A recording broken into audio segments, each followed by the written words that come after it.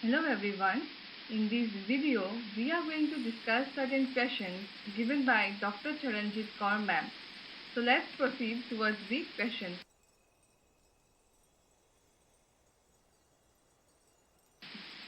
These are the questions which are said to compare and contrast the following.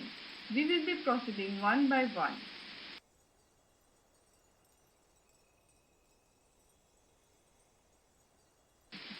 The very first topic taken is pulse versus chase. So pulse chase is an analytical technique where the target cells are exposed to radioactive and non-radioactive amino acids, based on which the stages are classified. In the pulse phase, the labeled compounds are used, which are mainly the radioactive amino acids, and this phase starts always in the beginning of the experimentation process, where the targeted cells are exposed for a very less period of time to the radioactive amino acids. Next comes the chase phase, where the unlabeled compound, basically the non-radioactive amino acids, are functioning its action. In this stage, cells are exposed to the unlabeled compounds in excess, and this chase phase always comes the next to the pulse phase, and whenever the pulse phase is completed or washed off. This technique is highly important for the molecular biology experimentation, where the study of the synthesis, processing and transport of proteins, or the identifying the stage of an mRNA production in a cell is identified. So this is all about pulse and chase.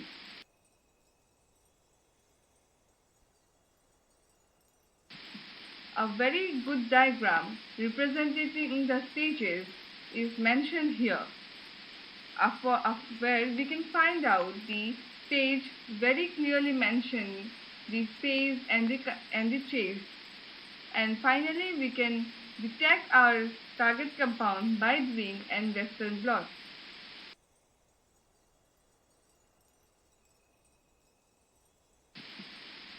Next on we have on protein targeting. So translocation is a term which is used for changing the location, and we all know that proteins are translocated to their respective organelle after their production and based on the production from free or membrane bound ribosomes. So the difference between protein synthesis on a membrane bound and a free ribosome are discussed here. When a protein is synthesized on a membrane-bound ribosome, that means the ribosomes are attached to the endoplasmic reticulum, and the proteins are translocated into the endoplasmic reticulum during their synthesis, for which it is also named as co-translation and translocation. And this process is mainly seen in the mammalian cells during targeting of secretory proteins, and also the signal sequence recognized here is bound by SRP. On the other hand, the free ribosomal synthesis, here the free ribosome is in the cytoplasm. The proteins are translocated after the translation is being completed, and the proteins here remains in the cytosol or are transported to the nucleus, mitochondria, chloroplast or peroxisome. And as the process is not simultaneous, it is known as post-translational translocation, and here the proteins are maintained in an unfolded conformation by the cytosolic chaperones like VIP, which is very important to be noted down. And the signal sequence recognized here is the SEC 62 by 63 complex.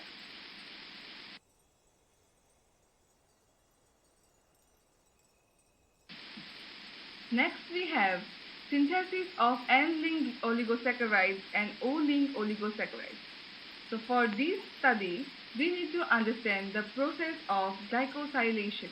So glycosylation is the process where proteins are modified by the addition of carbohydrates, and these glycoproteins are further classified based on the site of attachment of the carbohydrate side chains and are secreted or localized to the cell surface. Although many nuclear and cytosolic proteins are also glycosylated, both are targeted into the endoplasmic reticulum. So the difference here is in end-linked oligosaccharide, the carbohydrate is attached to the nitrogen atom in the side chain of asparagine. The sugar molecule involved here is the N-acetyl glucosamine, and it's regulated by the co-translational modification. And the maturation of proteins through the secretory pathway is one of the significant features here. And in end-linked oligosaccharides, it begins in the endoplasmic reticulum. Whereas in the O-linked oligosaccharide, the carbohydrate is attached to the oxygen atom in the side chain of serine or threonine. A clear-cut difference is being mentioned, and we can see to it. In O-linked oligosaccharide, sugar involved is the N-acetyl galactosamine. In N-linked, we saw it is N-acetyl glucosamine, and in O-linked, it is N-acetyl galactosamine. O-link mainly regulates via the post-translational modification, and here the protein, it is used for mainly protein stability and regulating its activity, which mainly occurs in the endoplasmic reticulum, Golgi, and even in the cytoplasm sometimes.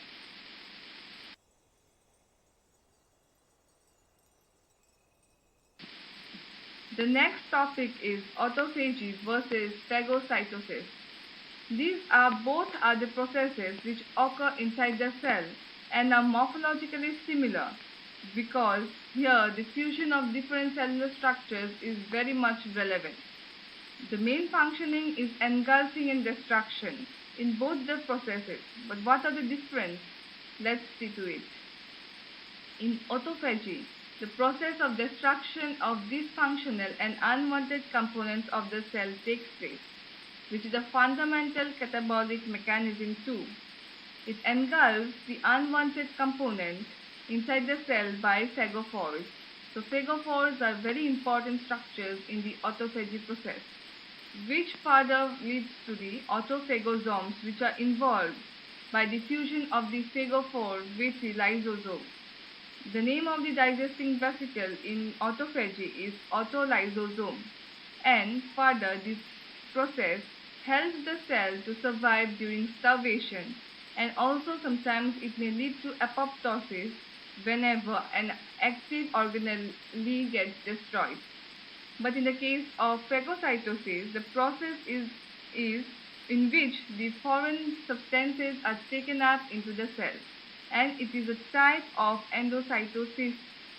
The phagosomes are the structures formed by the plasma membrane around the foreign particles to be engulfed by cells.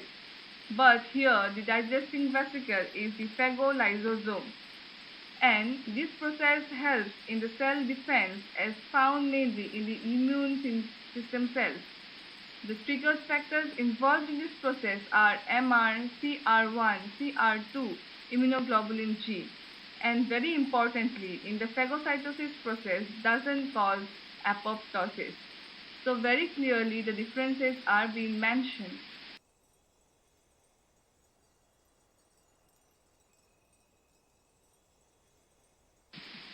The final one, the topic we have is HDL versus LDL. Both here are the fatty acids, which measures for the total amount of cholesterol in blood.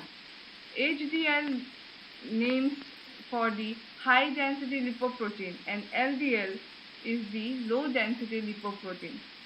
So as we all know, LDL is a bad cholesterol because it takes the cholesterol to the arteries. And as it is a bad cholesterol, and whenever such action occurs, increase in the LDL may cause atherosclerosis and other artery disease because it causes a blockage in the blood flow through the arteries. On the other hand, we have HDL, which is known as the good cholesterol because it transports cholesterol to liver for expelling out of body. HDL helps get rid of the excess cholesterol in our body, and also it do not cause any diseases, rather help in cure of certain cardiac diseases and disorders.